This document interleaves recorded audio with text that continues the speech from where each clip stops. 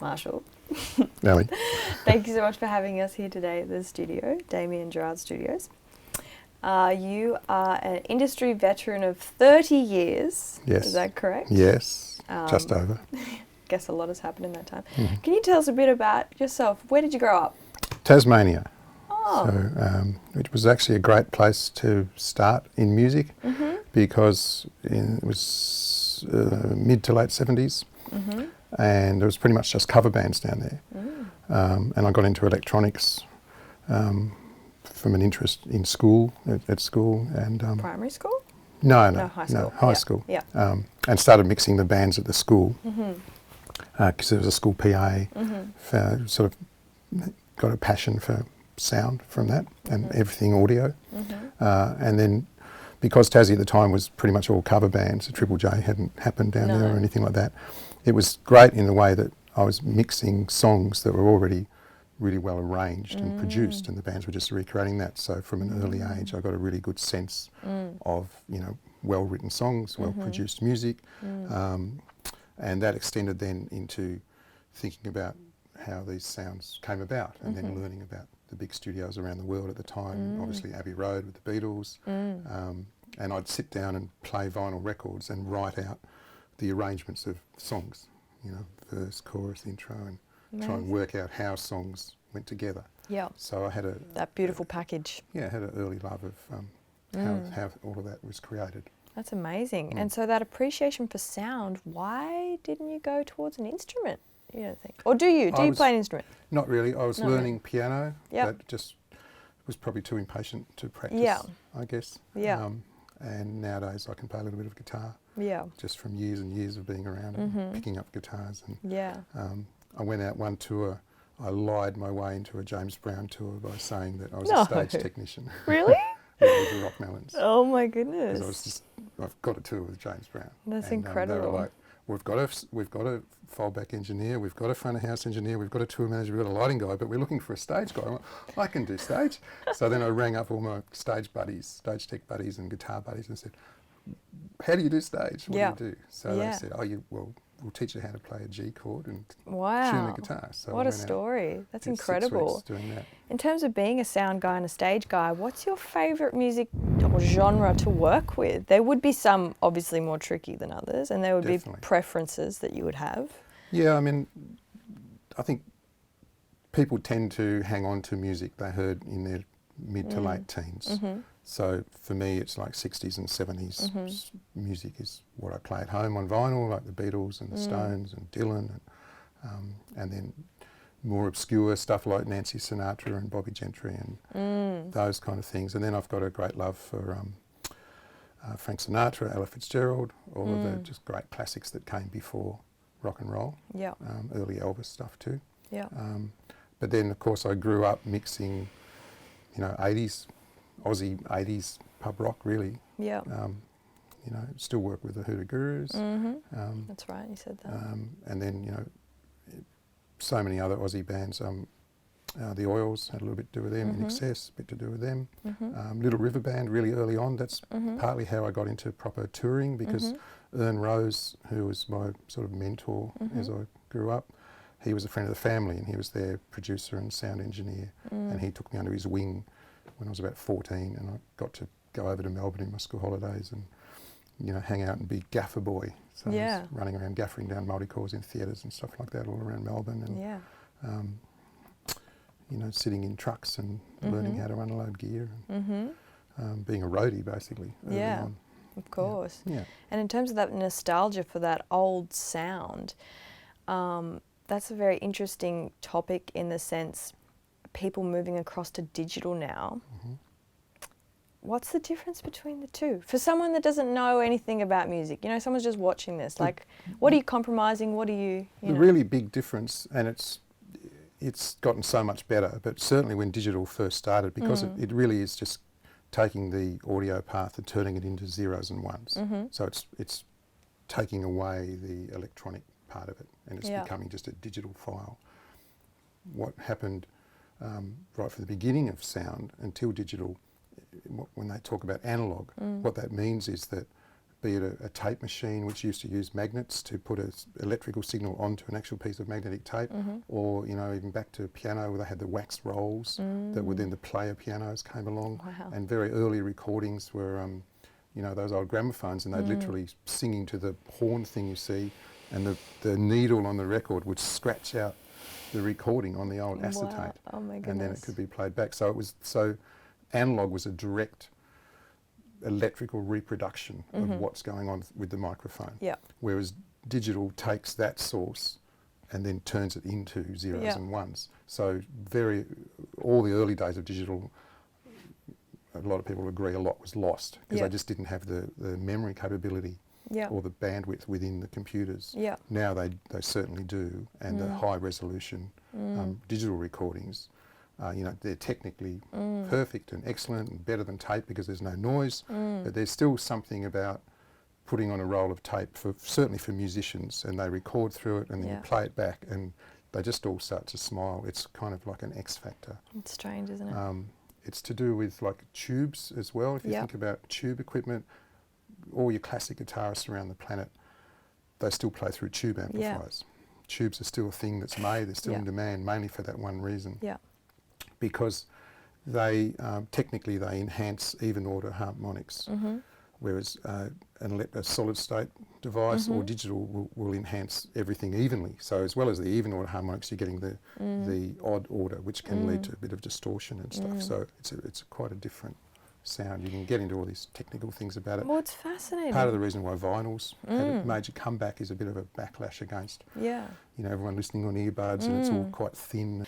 Well, it's the same thing with film, isn't it? There's a study's been done of people going to the cinemas to watch something that was done on 16mm or something that was done, with CGI and all the things, and the actual emotional response. You feel more connected, they've found, to films like that. So it must be the same with analog equipment and music. And that's fascinating. But what I wanted to ask you, what have you seen in terms of editing and talent? Because with digital world, have you seen talent dilute because people are used to being able to just cut that out, just chop, we'll just do that again, whereas it's a lot harder on tape. Definitely. So what's your experience been with that? I wouldn't say talent diluting. I think it's just talent finding a different way to express itself. I think certainly back in the days of tape, the musicians just had to be absolute top of their game. And they wouldn't get into a major recording studio if they weren't. There was a lot of barriers to inexperienced players, or they had to really earn their chops perhaps out on the road. Do you think that's a good thing? I think it was a good thing for the quality of the music of the times. But then, art always reflects culture. Of course. I mean, where we are now, it's like the great thing about it is that everyone really has access. So there's potentially stuff coming out from people that, yes, maybe they need to edit it a lot and muck around, but these incredible kind of music can come out that would never have happened before because they wouldn't have had that access. So I think it's just different. I wouldn't say talent's diluting, but it's certainly... That's interesting. It's changed radically. And the way people record's changed radically. So many producers, which even that term's changed. I mean, producer used to be, of course, the guy that basically ran the whole session and helped the artist achieve their vision and would work firstly on demos and then pre-production and then with the engineer and working on the songs and the arrangements. Nowadays, producer can mean, a guy in his bedroom that's creating the backing tracks for a hip-hop or a rap. So it's changed. So I think the entry point is much lower than it used to be, and yes, that leads to a lot of stuff coming out that perhaps mediocre in the old days would have only been demos, and they really should have. But financially, whatever, they can't do that. Not everyone's going to get signed to a major record label. But it's meant that there's this, an artist can come out of nowhere now. Yes, true. You can have a Tash Sultana happen without a major record label Yeah. to start with, Yeah. because the talent is there. And there's Yeah. a way to get that talent to the masses, whereas that was just a complete, Yeah. you know, if you didn't have a major record deal, you couldn't afford to go to a major recording studio. Absolutely. And not, you know, don't even think about releasing something on Yeah. vinyl or anything. And Absolutely. so No, I think it's just different. Yeah, I think it's good that you're, obviously open to the new art that's coming through, because there's so many people that's like blasphemy, sacrilege, you know, like everything should be, you know, more effort put in with the talent. But yeah, no, it's really good to be flexible, of course. Do you want to tell us a little bit about the studio? Sure. Yeah, give us the rundown. Damien Gerards Studios. Yeah. It's always been a company name. People sort of ring me up and go, oh, is that Damien? And I usually know they're trying to sell me something. But it was a company name from two brothers that actually set up the very original first Damien Gerards in Ultimo in Sydney in '82, which was a rehearsal place. And all the big acts of the time, from, you know, In Excess and Barnsey down through Grinspoon, right? Grinspoon. Silverchair. Yeah. Pretty much everyone. Yeah. 'Cause in those Incredible. days, it was rehearsal studios in Sydney were pretty scarce. Yeah. There's a lot more now. So there was us and another place down the road. That seemed to be the area at the time. Now it's all sort of moved over to Marrickville and out west, but that just didn't exist. So I kind of joined the team with another guy from Tasmania. We moved up in '85, and the brothers that had set it up, they wanted to get out. So it was this gradual change over to us being the owners, bought them out. And I, because of what I'd said earlier about being into producing and how the hell did they make these incredible records I'm in love with, I finally got to, you know, have this massive, you know, playground. Yeah. And taught myself engineering Yeah. from that. I've had enough knowledge from live to then apply that to tape recording in the studio. And I had a whole vision of taking it from a demo/rehearsal studio to a proper full recording studio with no rehearsals. Yeah. And we achieved that in that building by about 1992, 93. Wow. And then by the time we got kicked out of there, with typical demolition clause on those big old beautiful concrete buildings in Sydney, warehouse buildings. That's a Meriton apartment now. So we got kicked out of there in '99. Yeah. And and just up until then we had, you know, Studio A, Studio B, and then Charing Cross Studios had moved in as well. So that was the mixing room with a massive big old Neve. Yeah. Beautiful old outboard, like these sort of tube things everywhere. Yes, gorgeous. So then Festival Studios saved our lives for a couple of years because we just had nowhere to go, and they allowed us to move in there because they saw it as a really important studio for developing artists at the time. So we camped in there for a couple of years. Then Murdoch sold that building, and we finally found a spot in Balmain that had been built by a legendary Sydney engineer called Phil Punch, Okay. who's been around forever and worked with people like Rene Gayer and Yeah. the Wiggles, for example. did all the Okay, Wiggle yeah, stuff. amazing. But you know, hundreds of other things. So Yeah. he'd moved out to a bigger place. This space he'd built, which was acoustically, you know, fantastic and already wired partly. Yeah. So we rolled all the gear in and did a session the next day, literally. Amazing. And we were there for 15, 16 years. Wow. Then another great old concrete building down in Yeah. Balmain, same thing happened. Yeah. You know, the owner died and these children were like, oh, great, you know, Yeah. we can make some money. Yeah. And so, and then by this stage it was, you know, this is only 2 years ago now. And I was kind of ready to think, oh, well, you know, that's enough of, you know, I'll look around, but, you know, nothing might happen, who knows? And just through a chance connection through one of our younger engineers, so you should talk to this guy up on the Central Coast. Jason, you know, he owns a building that used to be a television studio, so it's already soundproofed. Yeah, and wow. he's a mic collector. Yeah. And I was talking to some other people in Sydney, but I literally walked in the door here. It's 20 minutes from where I live. Saw the space, met Jason, and just went, Yeah, it's perfect. this is home. You know? It's 20 minutes from where you live. No, So I've been living in Yamina since so 2005. you're a Been coastie. So for a it's long time. perfect. As soon as our son was school age, we were like, right, out of Wow. Sydney, up the coast. She just brought work to you. That's Yeah, and amazing. it was like Steiner School, grammar school for him. That must have been such a mission moving everything here. Oh, yeah, it was... Because the amount of gear you have we is did it just... over the July school holidays 2019. I Yeah. remember it very well because we thought school holidays great, less Yeah. traffic, and we did 4 loads in a 3-ton truck. Wow. So 12 tons of gear. It's a lot. Yeah. And it's pretty much chockers because things like the big baffles and everything, Yeah. you know, they're big and they're quite heavy. So they're more cumbersome than the Yeah. equipment itself. Yeah, of course. Do you want to give us a little rundown about the gear? What makes you stand out from other studios, or just some? Sure. So certainly now that we've really fitted out in here, there's a number of things right where we're sitting here. This is actually a brand new SSL Origin console. Okay. Solid state, yeah. Solid state, but it's the only one in Australia. Yeah, wow. And what SSL, they're a legendary console from the 80s that, so many hits from that time were mixed on. But what they did, they'd gone all very digital as everything, and then they saw this demand for back to analog. Yeah.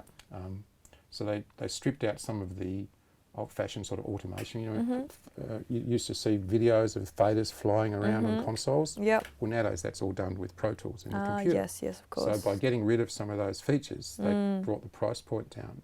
But what they did was incorporate all the classic EQ equalizers that everyone would have used back in the day. Yeah. And this bus compressor thing, which is a really famous. They're available just by themselves for like a lot of money. The actual original ones. So they put it all together in this package, and we thought about getting a vintage console, an old Neve or an old one of these, and we realised that one, you've got to run your aircon all the time, and something is always wrong. There's always like one channel that doesn't work, or one switch that's a bit dirty or scratchy because it's analog. Of course. And we thought, well, how great would it be to have something brand new with a warranty? Yeah, of course. It's kind of built to spec, and there's nothing wrong with it. And if something does go wrong, it gets fixed. Exactly. And it's just been an absolute dream. Yeah. And SSL were just amazing to deal with. We're That's on the incredible. UK website that they build the things by hand. Oh, wow.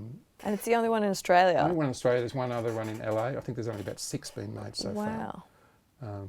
That's it incredible. Debuted at NAMM in 2018. Yeah. So we knew about it from that.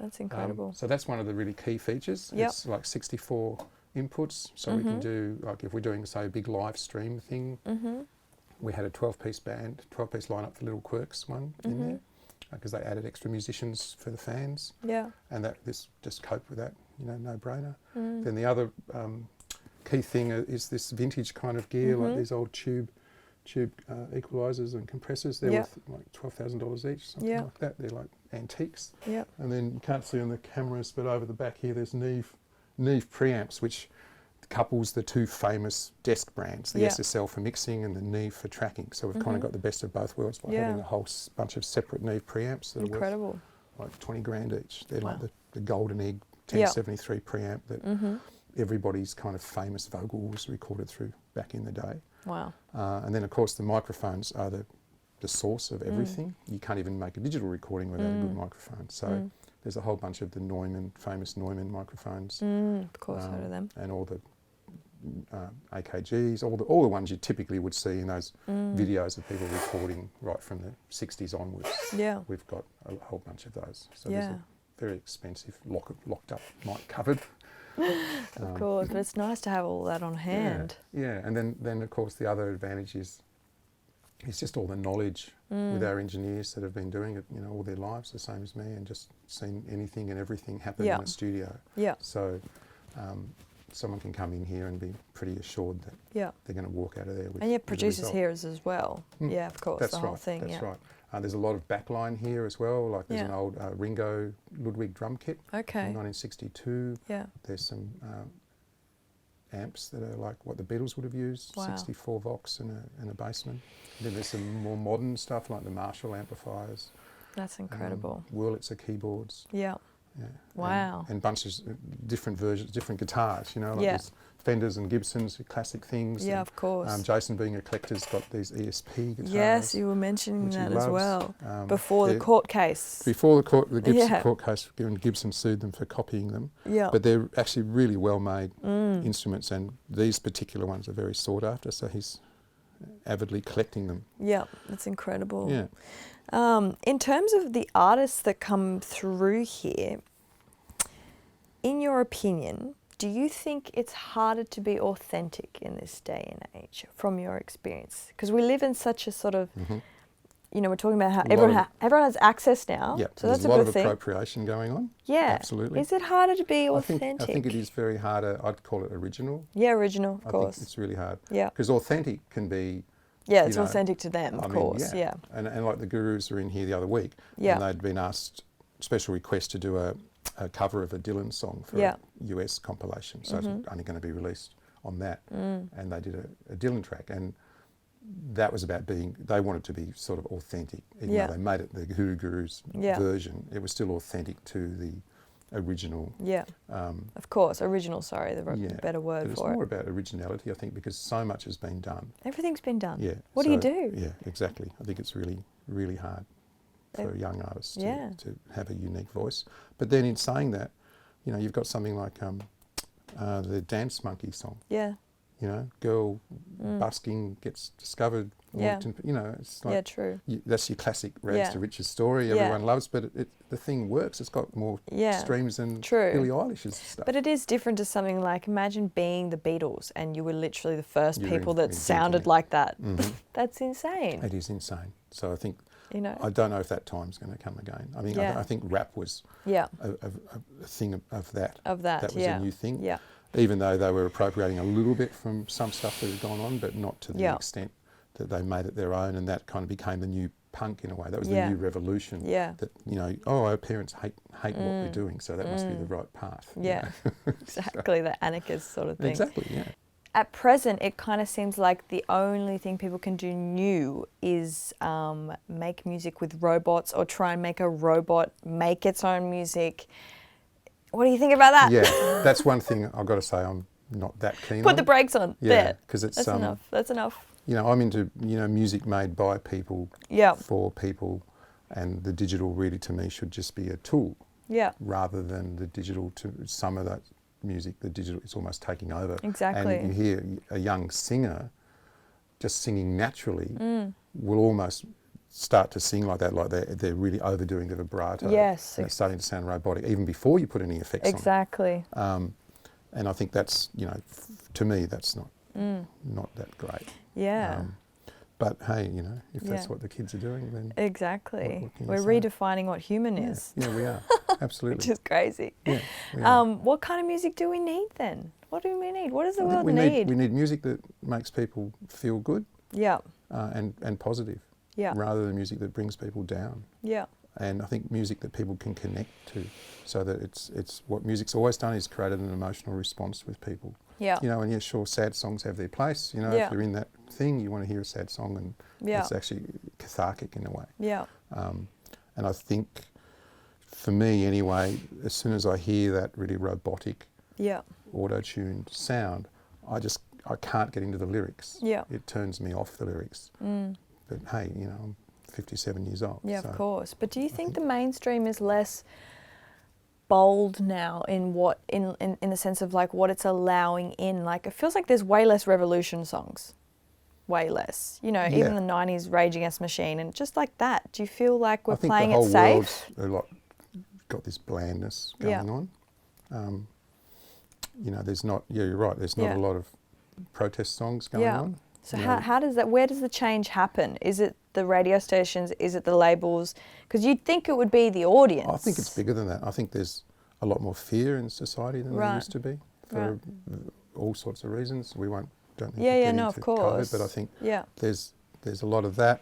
I think, you know, back even not thinking about the 60s, but certainly in Australia in the late 70s and early 80s, an artist could be living in a squat, doing their art, whatever, music, painting, film, whatever, and survive. And because of, I think, the way things are financially now, you know, if you're in that position, there's no squats anymore. Yes, true.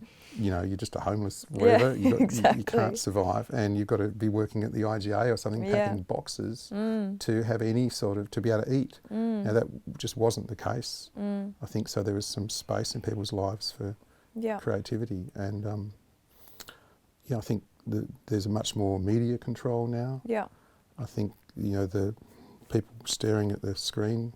Yeah. Is good and bad, you know. It's fantastic to have this little tool, personal assistant that just tells you everything you want to know, but obviously that little personal assistant can be controlled. Yes. So people are being fed. Exactly. You know. Exactly. Yeah, no, it's really interesting, because you'd think it would be a supply-demand thing, that the masses would be dictating what's popular. But I'm only 28, but I remember MTV being so much cooler. And it's just, where did that change? Was it our tastes? Or, as you say, is it media and things like that? It's just fascinating. I think media's become, so much more powerful. Yeah. And there's good sides to that too. I mean, the whole thing of like when there's bushfires or whatever going on, people have got this instantaneous way of telling, hey, there's a bushfire, I'm filming it, Yeah, of course. There's the great side to it. But there's also, it like any tool, it has the potential to be misused. Yeah. And I think, powerful media companies, they're not necessarily there's some inherent evil thing, but they just can't help themselves going, well, there's the market. Of course. We can just press these few buttons and we're controlling that market. And that's kind of the aim of a big company anyway, do that for profit. So absolutely. So would you encourage, despite all that, would you encourage musicians to be daring anyway? No, totally. Yeah. That's what music's all about, I think. It's the point at the end of the day, right? Exactly. And my hope would be that, someone like the Tones and I, for another example, kind of like what Tash has done in a way, is like you might have this more homogenous stuff that gets you to a certain point where you've got this fan base. Yeah. And then, hey, like what Radiohead did, then, they had Creep. Yeah. They wouldn't exist as a thing without Creep. Yeah. But then once that was done, suddenly they did all this fantastic, experimental, really interesting music. Absolutely. And so my hope would be with the younger artists, they get up to this amazing level of 1 billion streams, 2 billion streams. They've got this listening audience, and then use that to say something. Exactly. Don't be afraid. Instead of dance with me. That gets you there. Exactly. But like what the Beatles did, they started with "I Want to Hold Your Hand," and "Love Me Do," and "Please Please Me," and then then they come out with Sgt. Pepper's. And, exactly. Exactly. Don't be afraid. Exactly. In terms of studio etiquette, have you got any advice for artists that would come in here? Have you seen people being arrogant or things like that, or just from experience? Or that's more. I think there's a bit of a myth about that. That's more. I think it's more rare. Yep. Generally, most of the artists, certainly the top of the heap, the ones that are at the top of the heap and have been there for a long time are there because they're just generally good together people. They're still certainly artists. It's more about that they kind of need help when they get here, because they might get lost, just trying to find the kitchen or something. Yeah, of course. It's more about that. Yeah. So there's no basics to tell some 15-year-olds that come into a big studio, say they got signed and they come into a studio. What's something you could pass on? Say for young kids coming in to be involved in a session, you've got to respect your elders, obviously, and respect the space. Yeah. So you're being really careful. You're not tripping over things and knocking into microphones, and you're not grabbing hold of microphones and going, oh. Yeah. Those kind of basic things. And also, when you're 15, if you've got an opinion and you're working with a bunch of 25-year-olds, you probably just keep that opinion to yourself, and maybe you can quietly voice it later on to one person, but it's not something you go, I think you should be, Yeah, just to respect your elders sort of thing. It just doesn't kind of go down well. Yeah, musicians are self-conscious when they're doing their own original music in the first place at any stage of their career, because, a really experienced band, it might be the first time they've ever played that new song live. Yeah. So they're still working it out in their head. Yeah. The lyrics might be really quite personal. So someone that's a third of their age kind of going, oh, exactly. It just doesn't work, So we have to be very careful. We've always tried to help out with work experience and those sorts of things, but we've got to be really careful and interview people. And, of course. So that there's certainly an etiquette. Yeah. But it's less from the artists; it's more from the people around the artist. Yes. And the other, just thinking to mind, is like girlfriends coming in that don't get the thing, and they're like, nowadays they're the official photographer. Yeah. Because they've got the thing in their hand, and the boyfriend's putting in some intricate part, and then suddenly there's a camera in his face, and he's like, oh. And hang on, the record light was on. He wasn't just practicing; he was actually trying to, and you just wrecked the take. That's so funny. So that's something we see, which never used to happen because no one had a camera. Yeah, exactly. The photo shoot was like a big deal. It was kind of like this, just to do a still shoot. Yeah, of course. But nowadays everyone's snapping. Wow, that's so interesting. So that's something that That's cool. We try and keep an eye on. Yeah. We've seen a little bit of that. Speaking of little funny stories like that, just the last question to wrap up in. You did lots of tours in America. Have you got some little classic moments to share with us? You went with Sting and Paul McCartney. Where do I start? No, I've never worked with Paul. I would love to have worked with Paul. Sorry, my bad. I did Sting and did the Sting and Paul Simon tour here in Australia. Right, okay. That was pretty recent. I was mixing Sarah Blasco, who was opening. Yep. So I got to meet both of those guys, which was fantastic. Mm-hmm. I sneezed beside Paul Simon in a backstage bathroom, and he said, "Bless you." So I've been blessed by Paul Simon. Amazing. So that was pretty cool. And Sting was fantastic. I thought he might have been a bit of a Sting, but he wasn't. He was a lovely English gent. Certainly, touring the US I found it, pretty grueling because you're on a tour bus. I'm over 6 foot tall. Certainly in the 90s, all the bunks were 6 foot dead. So I could never stretch my legs right out. So sleeping was difficult. Yeah. Good thing I was a lot younger. And you just, you do a show, you jump on the bus, try and sleep. You wake up at 10 or 11 the next morning. You're in another state. You stumble into the venue and there's catered breakfast and stuff like that. Yeah. And you barely know where you are. Yeah. So things like the Spinal Tap movie is just so incredibly true. Like the band would, Hello Cleveland is so perfect. Just rinse, repeat. So it's a much higher kind of level over there. Yeah. Of everything sort of runs to the clock. There's union stuff to do with crew. Right. Lights get turned off at a certain time, right when you want to sound check usually, because the lighting guys have to have their tea break. Yeah. And so do you think we'll get to that as Australia? I don't think so. No. I mean, our H&S came in and, was good at straightening out some slackness, but it hasn't gone to that point. It's kind of nice, probably. Yeah, and and the other big difference over there is the American crews that you meet when you go to, the guys that are running the house. They're very specialised. The lighting guy's only ever done lighting, and that's all he knows about. And the same for whereas Australian crew, we've all kind of done a bit of everything. Yep. So when you're touring overseas, you can straddle a lot of. As a tour manager too, you can understand all the different worlds that have to happen. There's monitor world and stage world and lighting world, front of house world, and then there's the whole admin of it all. Yeah. So that always stands Aussies in a good way over there. Yeah. So that side of it was really good. You tend to get a bit of respect straight away. Yeah. But there's a real pecking order. Yeah, of course. With crews. Of course. So just and also the American cities. Places like Atlanta, I felt quite, edgy in Atlanta. Edgy? It's got a real edgy feel to it. That something could just, like a tinderbox, could go off at any moment. New Orleans, I was with a band, and the concierge at the hotel showed us, this was back in the days of maps, no one had phones, and he showed us, he said, okay, so, you can, this is a good area to be, and Bourbon Street's okay, it's just all tourists, but don't go over this way, it's not a good place to be. Yeah. So of course, two of the band go out for a walk after the gig to cool off or whatever. Yeah. No idea where they're going. And they get back at like 3 a.m. with no shoes. And then knocking on the door and I'm going, well, what's going on? We think we went to that place the guy said not to go. And we just played this game with these guys that were sitting on the street. Game. But they won our shoes off us. And I was like, you were so lucky that that's all you lost, guys. Yeah, exactly, just your shoes. They're actually being really kind to you probably because you're just Aussies, dumb Aussies. And they didn't actually take all your money as well. So that's so funny. So there's a bit more of that sort of. Yeah, of course. There's a real safety net in Australia, I think, to that level, and it just doesn't exist there. So you can certainly walk down a certain alley and go, absolutely. It doesn't feel right. Absolutely. And back out. Absolutely. It's just the American jungle. So definitely, Cool. Thank you so much, Marshall. It's been wonderful to chat with you. Yeah, great to come in and meet you. And thanks. Appreciate it. Yeah.